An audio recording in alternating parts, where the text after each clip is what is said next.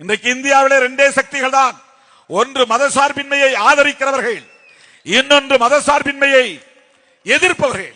மதசார்பின்மையை எதிர்ப்பவர்கள் BJP, பிஜேபியோடு இருக்கிற அதிமுக, பிஜேபிக்கு துணை போகிற இதர கட்சிகள், இவர்களெல்லாம் மதச்சார்பின்மை என்கிற கருத்துக்கு எதிரானவர்கள். அதனால் எடப்பாடியை எதிர்க்கிறோம், பிஜேபியை எதிர்க்கிறோம். பிஜேபிக்கு ஆதரவு தெரிவிக்கக்கூடிய அரசியல் கட்சிகளை அம்பலப்படுத்துகிறோம். ஏதோ சீட்டு சொன்னா கூடுதலா சீட்டு கொடுத்தா திருமாவளவன் வந்துருவாரு, துணை முதலமைச்சர் பதவி கொடுத்தா திருமாவளவன் வந்து விடுவார். இப்படி சராசரி அரசியல் கணக்குகளை நம்மோடு பொருத்தி பார்க்கிறார்கள்.